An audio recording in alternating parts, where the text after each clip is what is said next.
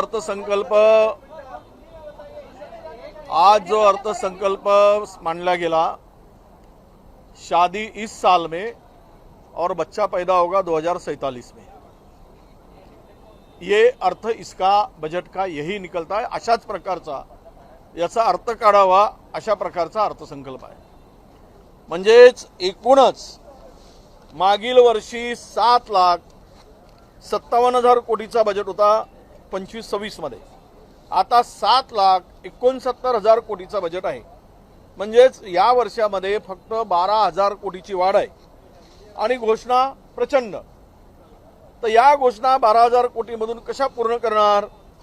खरं तर हे बजेटच मुळात महाराष्ट्राचं नाही, तर हे बजेट मला वाटतं की MMRDA आणि मेट्रो रिजनच्या पुरती हे बजेट आहे काय अशी शंका घेण्यासाठी सारखा प्रचंड वाव या बजेटमध्ये दिसतो आहे।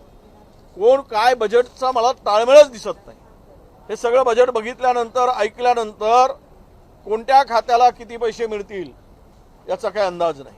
बरोबर, यामध्ये पुन्हा जगलरी अशी की FRBMच्या जो कायदा आहे GDPच्या 3% मध्ये वित्तीय तूट हे मध्ये सरकार यशस्वी झाल्याचं दाखवलं आणि मागील वर्षी 45% कमी खर्च झाला, म्हणजे खर्च करायचा नाही आणि GDPच्या 3% वित्तीय तूट आहे म्हणून पाठ थोपटून घ्यायची, हा दुपट्टीपणा या सरकारचा या अर्थसंकल्पातून दिसतो आहे।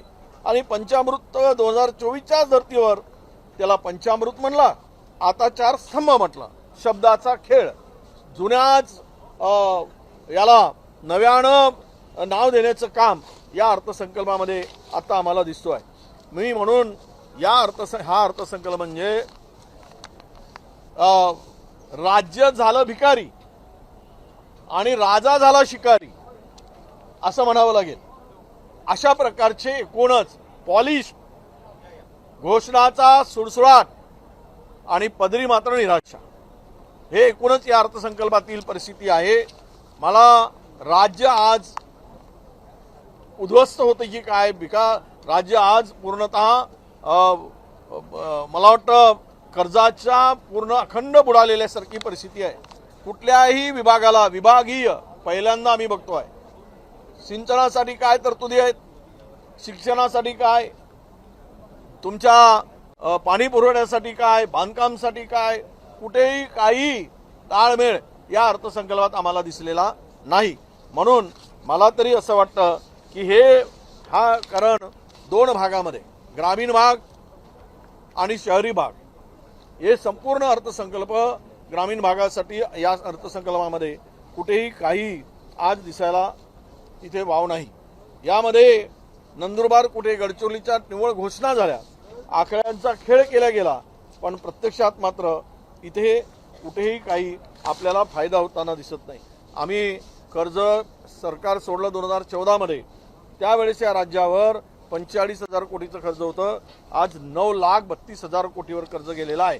म्हणून यावरूनच या अर्थसंकल्पामध्ये कर्जाची वाढ प्रचंड होताना आणि मात्र हे सर्व काम करत असताना रस्ते आणि त्याला स्टेट हायवे, नॅशनल हायवे, द्रुतगती मार्ग, समृद्धी मार्ग, हे सगळे नव्यानं पूर्ण या पुणे, ठाणे, मुंबई या भोवतालून त्याची आकडेवारी सांगितली गेली, पण बाकीच्या ठिकाणी मात्र ठोक तरतूद, पुरेशी तरतूद अशा प्रकारची त्या ठिकाणी मला वाटतं आकड्यांचा खेळ आणि जनतेला गुमराह करण्याचं काम, बनवाबनवी करण्याचं काम या अर्थसंकल्पातून दिसतो आहे। ज्या शेतकऱ्यांसाठी कर्जमुक्तीची घोषणा केली ते 27 सप्टेंबर 2025 पर्यंत तेही पात्र असा शब्द घातला गेला। आता हे पात्र कोण ठरणार हे आता आपल्याला नक्की कळणार नाही। पात्र कुठे आहे, कोण पात्र आहे?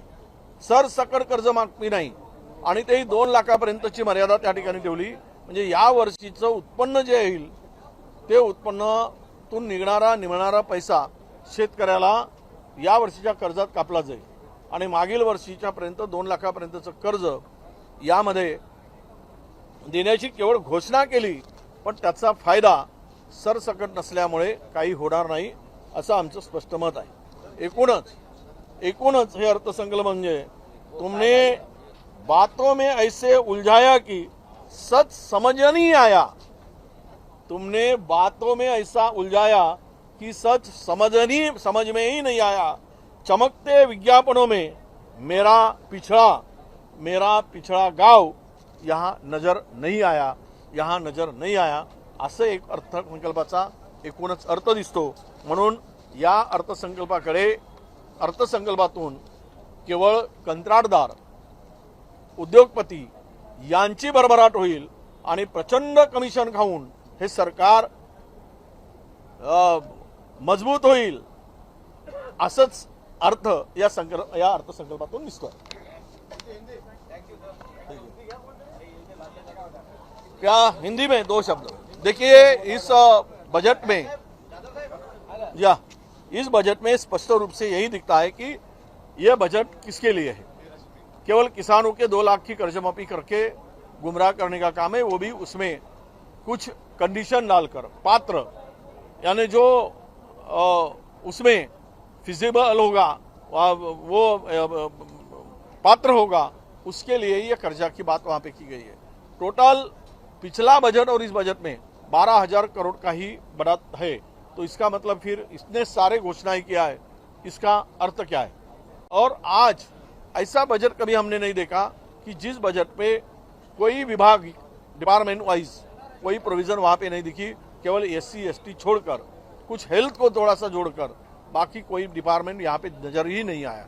इस बजट में एक बात स्पष्ट है कि आज जो बजट ये आया है, ये केवल घोषणा करना, बड़े बड़े लोगों को लॉलीपॉप जैसा देना और गुमराह करना, इस तरह का हुआ है।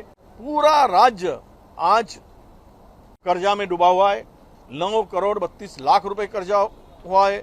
64,000 रुपए 67,000 ये इंटरेस्ट में हमको देना पड़ता है। तो क्या करोगे आप। और इसीलिए ना रास्ते का प्रावधान है, ना इरिगेशन का प्रावधान है, तो केवल और क्या कहेंगे कि GDP का 3% तक GDP यानी ये पार्ट टिपटाई उन्होंने कि कर्जा हमारा 3% तक है। मेरा स्पष्ट कहना यह है इस बात को लेकर, अगर आप बजट में दिखाकर 45-40% खर्चा करोगे तो ये दिख पड़ेगा ही। आपको खर्चा ही नहीं करना है, केवल बजट दिखाना है और 40-45 तक % भी खर्चा नहीं होता है, तो इस बजट का फायदा क्या है, ये महाराष्ट्र की जनता पूछेगी।